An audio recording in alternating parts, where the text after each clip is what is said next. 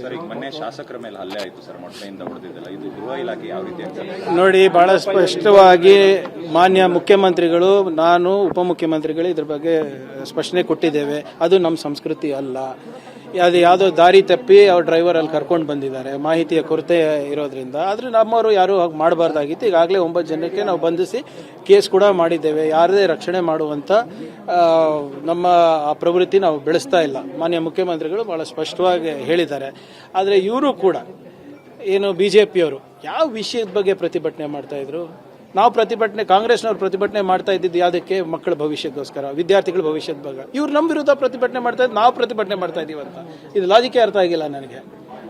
ಅವ್ರು ಏನಾದರೂ ನಿಜವಾಗ್ಲೂ ಕಾಳಜಿ ಇದ್ದಿದ್ರೆ ಅವರು ಕೂಡ ಪ್ರತಿಭಟನೆ ಸೇರ್ಬಿಟ್ಟು ಅವ್ರ ಮಕ್ಕಳ ಭವಿಷ್ಯವನ್ನು ಸ್ಥಿರ ಮಾಡಿ. ಇದೇ ಮೇಲೆ ಬರೀ ಕಾಂಗ್ರೆಸ್ ವಿದ್ಯಾರ್ಥಿಗಳ ಬರಿತಾ ಇರೋದು, BJP ಮಕ್ಕಳು ಬರಿತಾ ಇಲ್ವಾ ಇದಕ್ಕೆ? ಅದರಿಂದ ಅದು ಅಂಥ ಪ್ರವೃತ್ತಿ ನಮ್ಮಲ್ಲಿಲ್ಲ. We will not encourage also.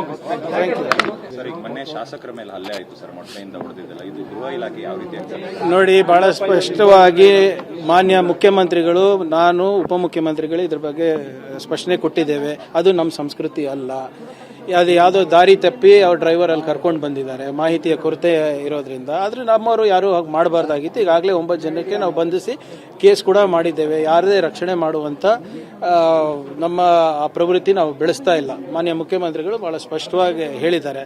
ಆದರೆ ಇವರು ಕೂಡ ಏನು BJPಯವರು ಯಾವ ವಿಷಯದ ಬಗ್ಗೆ ಪ್ರತಿಭಟನೆ ಮಾಡ್ತಾ ಇದ್ರು?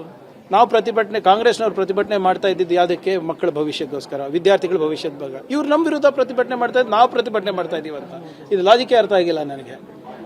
ಅವ್ರು ಏನಾದರೂ ನಿಜವಾಗ್ಲೂ ಕಾಳಜಿ ಇದ್ದಿದ್ರೆ ಅವರು ಕೂಡ ಪ್ರತಿಭಟನೆ ಸೇರ್ಬಿಟ್ಟು ಅವ್ರ ಮಕ್ಕಳ ಭವಿಷ್ಯವನ್ನು ಸ್ಥಿರ ಮಾಡಿ. ಇದೇ ಮೇಲೆ ಬರೀ ಕಾಂಗ್ರೆಸ್ ವಿದ್ಯಾರ್ಥಿಗಳ ಬರಿತಾ ಇರೋದು, BJP ಮಕ್ಕಳು ಬರಿತಾ ಇಲ್ವಾ ಇದಕ್ಕೆ?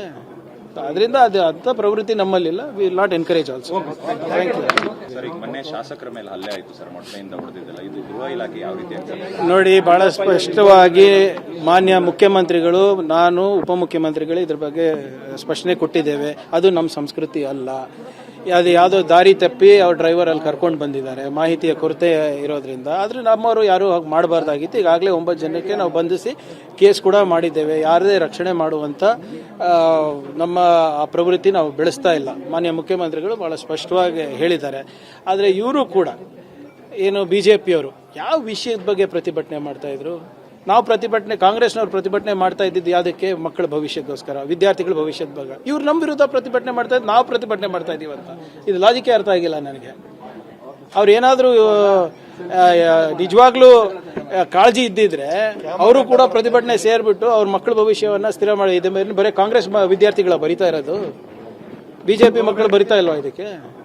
ಅದರಿಂದ ಅದು ಅಂಥ ಪ್ರವೃತ್ತಿ ನಮ್ಮಲ್ಲಿಲ್ಲ. We will not encourage also. Thank you.